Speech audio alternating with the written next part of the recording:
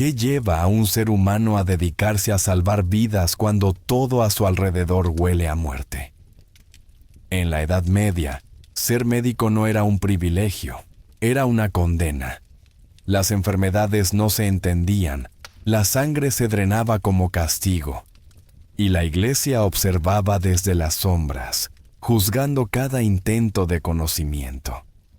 Hoy te contaré por qué, entre todas las profesiones posibles, ser médico era la más oscura, solitaria y peligrosa. Bienvenido a las pesadillas de la historia. La medicina de los humores. Un juego mortal. ¿Qué pasa cuando la medicina no se basa en ciencia, sino en supersticiones envueltas en retórica? En la Edad Media, la salud no se trataba con lógica, sino con la doctrina de los 4 humores: sangre, bilis negra, bilis amarilla y flema. Esta teoría, heredada del griego Galeno, dominó la medicina durante siglos. Se creía que la enfermedad surgía del desequilibrio entre estos fluidos, y que para curar al enfermo bastaba con restaurar el balance, aun si eso significaba sangrarlo hasta que su rostro se volviera blanco como el mármol. Los médicos medievales no cuestionaban esta lógica. Aplicaban purgas, sangrías, enemas y baños fríos con una convicción casi religiosa. No importaba si el paciente empeoraba tras cada sesión, si moría, era porque su cuerpo ya estaba corrompido. Si sobrevivía, el médico reclamaba la victoria. Era un juego de azar disfrazado de tratamiento. Un juego donde los dados siempre estaban cargados, contra el enfermo. El tratamiento no era individualizado ni personalizado, era una receta estandarizada para el caos. Se utilizaban listas de síntomas que se asociaban con desequilibrios humorales, como si la experiencia del sufrimiento humano pudiera reducirse a una tabla. Y cuando el enfermo no mejoraba, se recurría a otro remedio, o a más sangrías, o a sustancias que hoy consideraríamos El médico venenos. como recolector La de desesperación cadáveres. era el único ¿Cómo te sentirías medicamento si tu mera constante. presencia causara miedo? Para muchos habitantes del medievo, la llegada de un médico no era motivo de esperanza, sino señal de muerte inminente. Sus túnicas oscuras, sus rostros ocultos tras máscaras, sus frascos con olores acre y sus manos manchadas por la sangre y la tierra, parecían sacados de una procesión fúnebre. El médico no era visto como un salvador, sino como el último invitado antes del entierro. Cuando alguien enfermaba, su familia dudaba en llamar al doctor. ¿Y si la enfermedad se agravaba tras su visita? ¿Y si el médico traía consigo más desgracia? La superstición era tal que en algunos pueblos los curanderos eran preferidos por encima de los médicos sabios, porque al menos ellos, decían, no venían con la sombra de la parca caminando tras ellos. Muchos médicos medievales veían más cadáveres que pacientes recuperados. Su trabajo no era salvar, era presenciar. Observar cómo la muerte avanzaba sin que sus conocimientos pudieran frenarla. El médico medieval, más que curar, acompañaba en los últimos momentos, como un notario de la tragedia. Además, la tasa de mortalidad era tan elevada que no existía prestigio alguno asociado al éxito médico.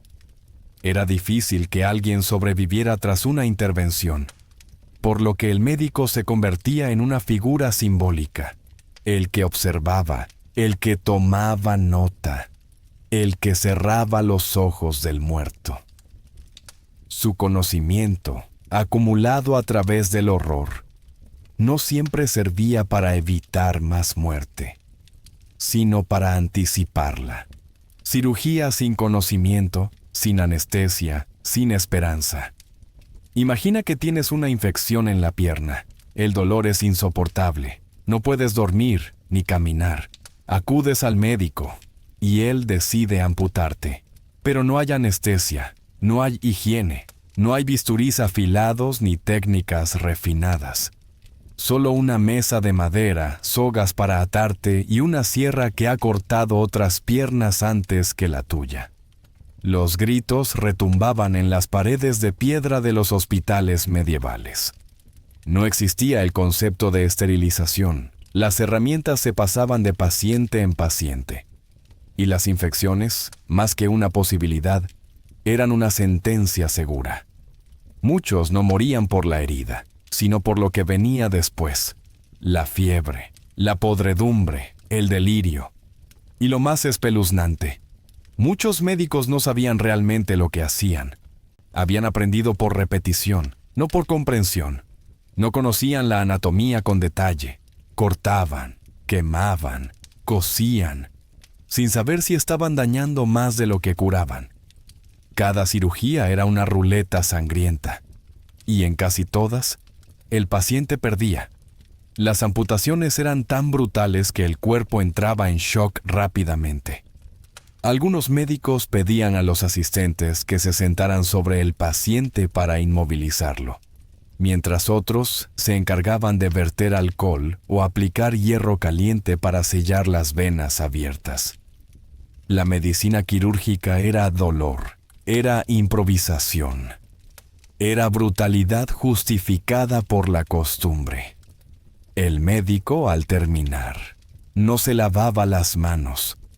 Simplemente limpiaba el instrumento y se preparaba para el siguiente grito. Perseguidos por la Iglesia. ¿Qué ocurre cuando el conocimiento se convierte en pecado? Durante siglos, los médicos se vieron atrapados en una paradoja. Necesitaban estudiar el cuerpo humano para salvar vidas, pero hacerlo podía costarles la suya. La disección estaba prohibida. Era un acto contra la ley divina. Y aquellos que osaban abrir un cadáver, aunque fuera por fines científicos, eran considerados herejes. La Iglesia, en su afán por proteger lo sagrado, veía el cuerpo como un templo inviolable. Explorar sus entrañas era atentar contra la creación de Dios. Por eso muchos médicos estudiaban en secreto, robaban cadáveres de cementerios, practicaban a la luz de una vela, en sótanos húmedos, arriesgando no solo su carrera, sino su alma. Si eran descubiertos, eran castigados. Algunos fueron excomulgados, otros encarcelados, y unos pocos desaparecieron sin dejar rastro. Este conflicto constante entre fe y ciencia dejó a la medicina estancada durante siglos. No se avanzaba porque el miedo dominaba. Miedo a la Inquisición, miedo al juicio divino, miedo a que curar mejor pudiera parecer un acto de soberbia. El médico medieval caminaba sobre una cuerda floja. Debía sanar, pero sin saber. Debía tratar, pero sin entender. Porque saber demasiado era un peligro que podía costarte la vida o condenarte al fuego eterno. Ratamientos, basados en supersticiones. ¿Qué sucede cuando el conocimiento escasea y el miedo se disfraza de medicina? En la Edad Media, el médico no solo recetaba hierbas, también recomendaba rituales. En lugar de buscar causas físicas, se culpaban los astros, los pecados, los demonios. El cuerpo era solo una marioneta, y el alma la que enfermaba. Las soluciones no eran científicas, eran actos de fe mezclados con prácticas esotéricas. Se colgaban amuletos en el cuello de los moribundos. Se enterraban sapos vivos bajo la cama de los enfermos.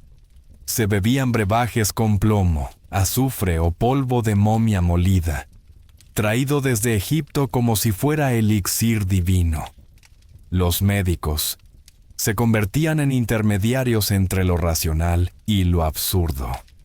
Aplicaban métodos heredados, fórmulas de libros antiguos sin cuestionar su veracidad. Se creía que la cura de muchas dolencias pasaba por ingerir el cráneo triturado de un ahorcado, o por escribir con sangre oraciones específicas sobre la frente del enfermo. Estas prácticas no eran marginales, estaban profundamente aceptadas en la sociedad. Quien no las aplicaba era visto como un ignorante o un hereje. El resultado era predecible. Los cuerpos se llenaban de venenos, el dolor se extendía y la muerte llegaba, con las manos aún oliendo a incienso y tierra mojada. El precio de la ignorancia médica. ¿Cómo se puede curar lo que no se comprende? La medicina medieval era un castillo construido sobre el barro de la tradición. La mayoría de los médicos nunca habían visto un órgano humano en funcionamiento. Desconocían el flujo de la sangre, el funcionamiento del corazón, la importancia de los nervios. Operaban en la penumbra de lo desconocido, guiados por tratados antiguos que mezclaban alquimia con religión, teoría con magia. Y aún así, eran la única esperanza. Con libros en latín que solo ellos sabían leer, con conocimientos transmitidos por generaciones sin cambios, se enfrentaban al sufrimiento humano con recetas arcaicas y una fe desbordada en el pasado. La ignorancia no era culpa del médico, era el sistema.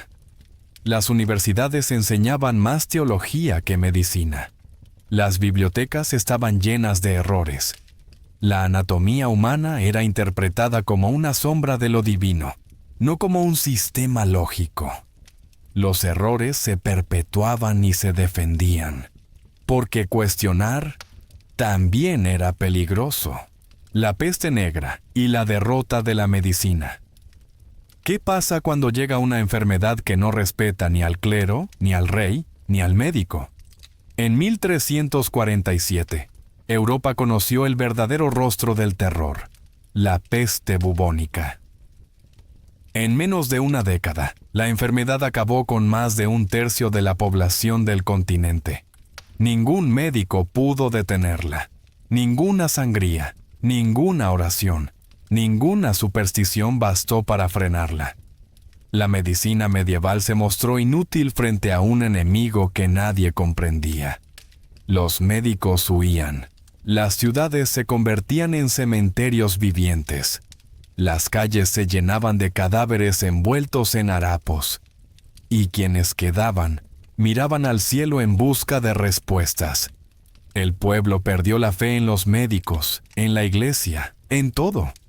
Surgieron teorías absurdas, que la peste venía del pecado, del mal de ojo, de los judíos.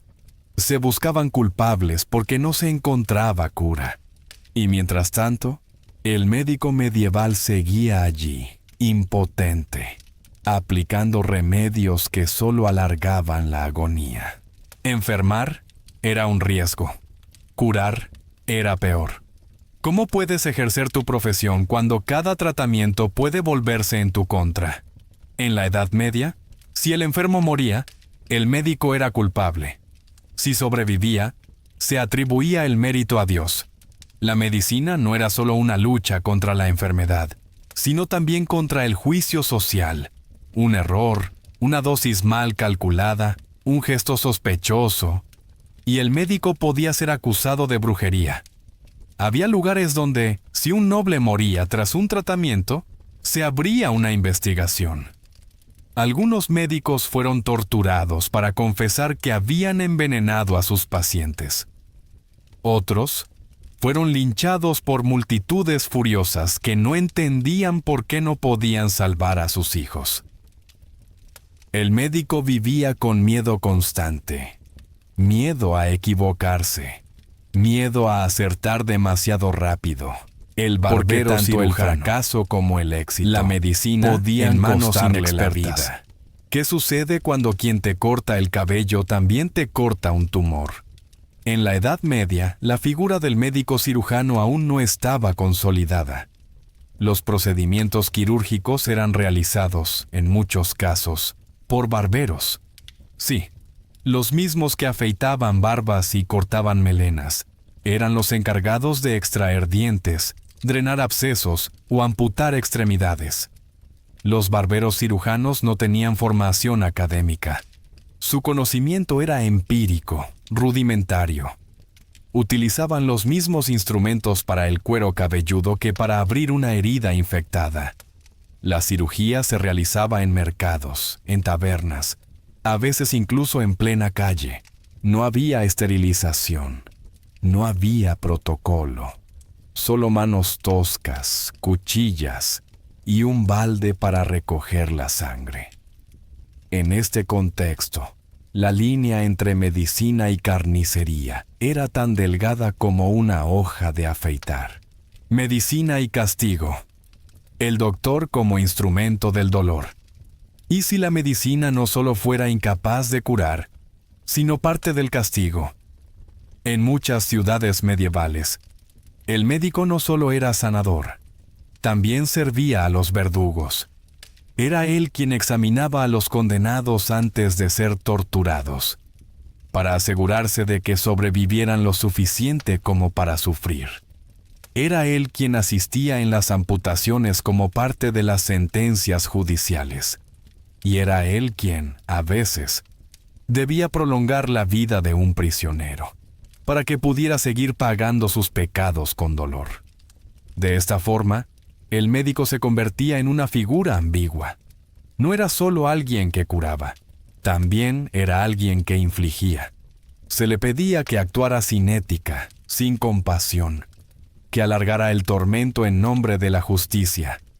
Muchos se negaban, pero otros lo aceptaban como parte de su oficio, porque al final, en la Edad Media, la línea entre el médico y el verdugo era tan tenue como la línea entre la vida y la muerte. El hospital como lugar de muerte. ¿Qué imaginas cuando escuchas la palabra hospital? Probablemente un lugar de asistencia, esperanza, recuperación. Pero en la Edad Media era todo lo contrario. Los hospitales eran espacios lúgubres, saturados de gemidos y pestilencia. Eran depósitos humanos, donde se acumulaban enfermos sin diagnóstico, moribundos sin consuelo y médicos que poco podían hacer. La mayoría de estos lugares eran dirigidos por órdenes religiosas. Las camas, si es que así podían llamarse, eran jergones compartidos entre varios pacientes. No había privacidad, ni higiene, ni recursos. Remedios peligrosos. Veneno como cura. ¿Puede el remedio ser peor que la enfermedad? En la Edad Media, esta frase era más que una posibilidad. Era la norma. Los médicos recetaban sustancias que hoy consideraríamos altamente tóxicas.